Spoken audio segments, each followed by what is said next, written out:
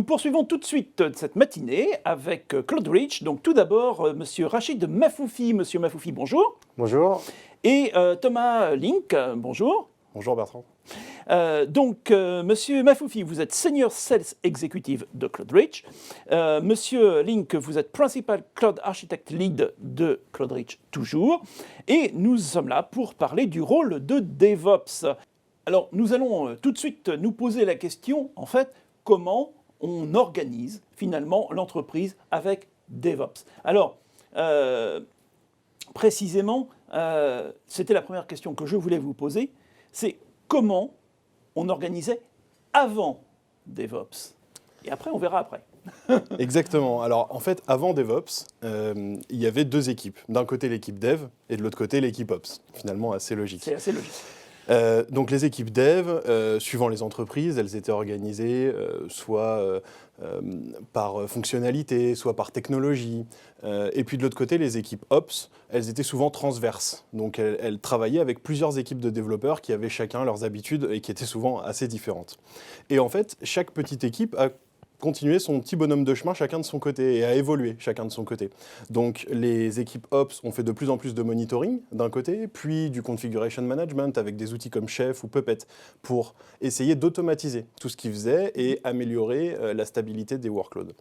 Et de l'autre côté, les équipes de dev ont vu l'avènement d'Agile.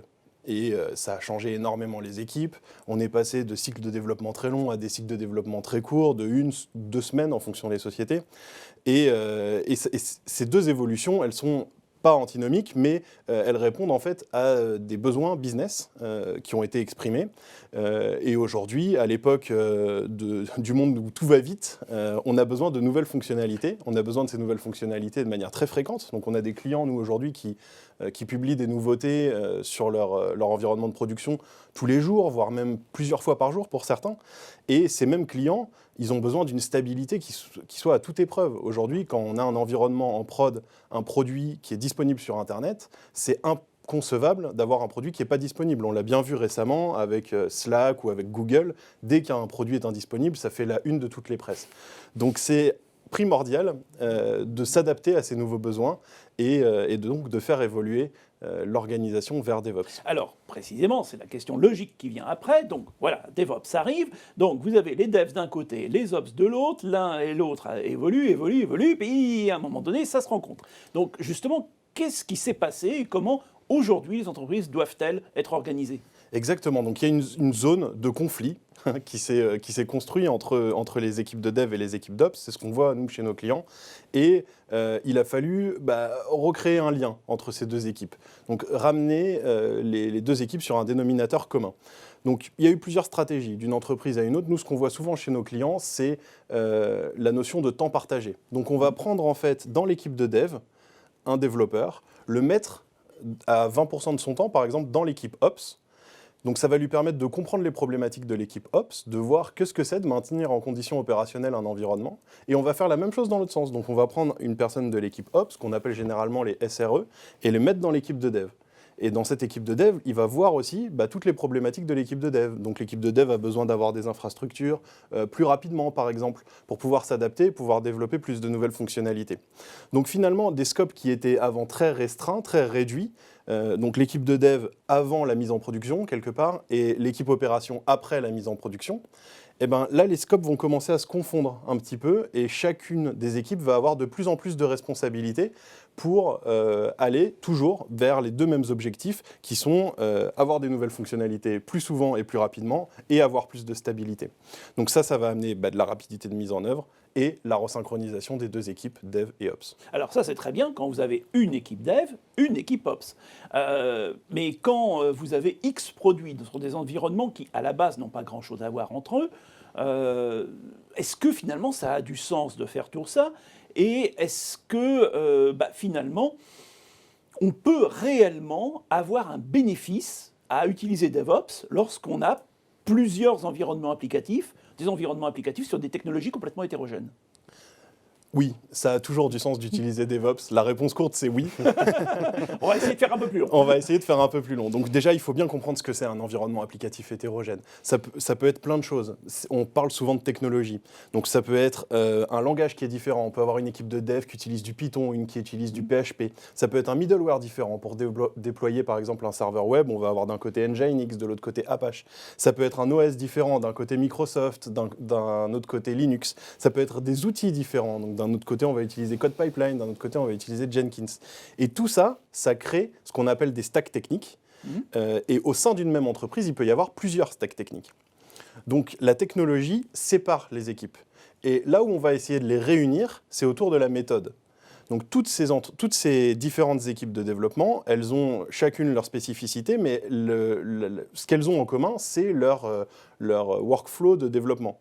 Donc du repository où elles vont déposer leur code source jusqu'au moment où elles vont mettre en production, c'est ce qu'on appelle le workflow de développement.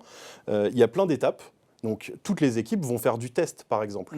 Toutes les équipes vont faire de l'intégration continue. Toutes les équipes vont faire des tests d'intégration. Toutes les équipes vont, à un moment, packager leur application. Toutes les équipes, à un moment, vont déployer leur code. Mais elles vont toutes le faire d'une manière un petit peu différente. L'idée de DevOps dans un environnement applicatif hétérogène, c'est d'essayer de rassembler tout le monde par la méthode et d'essayer de créer une méthode qui soit commune en apportant des solutions transverses qui soient universelles pour que tout le monde puisse s'y adapter afin de réduire les temps de développement, d'améliorer la visibilité et évidemment d'augmenter la sérénité opérationnelle. Alors, ça c'est l'objectif, ça c'est très bien, on comprend bien les bénéfices, mais quand vous avez des équipes qui n'ont au départ pas grand-chose à voir les unes avec les autres, les amener à adopter cette culture DevOps, c'est pas aussi simple que ça se fait pas en un claquement de doigts. Donc comment on fait ? Alors, faire adhérer les équipes, c'est vraiment le plus important. Il faut que les équipes comprennent pourquoi et comment DevOps va leur apporter quelque chose. Il faut leur expliquer tout ce dont on vient de discuter. Il faut leur montrer que DevOps va leur faire gagner du temps, va, pour les équipes de dev, améliorer le nombre de features qu'elles sont capables de produire, et pour les équipes Ops, améliorer leur sérénité opérationnelle. Donc ça, c'est primordial, c'est important. Et ensuite, on a parlé de ce cycle de développement. Ce cycle de développement, il a souvent un début et une fin. Et finalement, quand on implémente une culture DevOps, c'est ce qu'on voit en tout cas la plupart du temps chez nos clients, on commence du début et on va vers la fin. C'est-à-dire qu'on va d'abord se poser tous ensemble dans une salle, faire un workshop et réfléchir à... la première étape, c'est notre gestionnaire de code source. On va réfléchir tous ensemble, qu'est-ce qu'on utilise ? Est-ce qu'on va utiliser GitHub, GitLab, Code Commit, peu importe la technologie qu'on va utiliser, mais il faut choisir. Il faut qu'on choisisse tous ensemble pour que ça réponde aux besoins de tout le monde. Et après, une fois que c'est fait, une fois que tout le monde a choisi ensemble, on va garder la décision, on va la documenter, on va expliquer dans un wiki par exemple pourquoi on a pris cette décision-là. On va bien renseigner le pourquoi, le comment dans le wiki, et une fois qu'on aura fait ça, la prochaine fois qu'on aura besoin d'utiliser un nouveau gestionnaire de sources, on aura déjà la réponse. On n'aura pas besoin de se poser la question. Et ça sera une première brique dans la culture DevOps, dans l'implémentation de la culture DevOps dans la société, sur laquelle on va pouvoir en construire d'autres. Et c'est ça tout l'intérêt de DevOps, d'avoir la possibilité de vraiment rendre le choix de la technologie accessible à tous pour que tout le monde puisse le faire ensemble. C'est très important aussi d'automatiser. Lorsqu'on va créer une culture DevOps dans une société, on veut automatiser. Quand on fait quelque chose tous les jours 2 minutes, à la fin de l'année, ça nous a pris 2 jours. Donc si on veut gagner du temps, il faut automatiser. Il y a l'adage qui dit faites-le une fois, faites-le une deuxième fois, et si vous l'avez fait une deuxième fois, c'est que vous avez besoin de l'automatiser. Nous, ce qu'on conseille, c'est d'automatiser tout de suite, tout ce que vous faites. Comme ça, vous ne vous posez pas la question de savoir qu'est-ce qui a été automatisé et qu'est-ce qui ne l'est pas, tout l'est par défaut. La communication est évidemment très importante dans l'adoption de la culture DevOps. L'utilisation d'outils collaboratifs, avec le Covid récemment, je pense que tout le monde a été bien conscient de l'importance d'utiliser des outils collaboratifs, que ce soit des VPN pour partager des connexions, que ce soit des partages d'écrans pour préparer des présentations ensemble, ou des écrans partagés pour faire du code ensemble, travailler ensemble sur du code.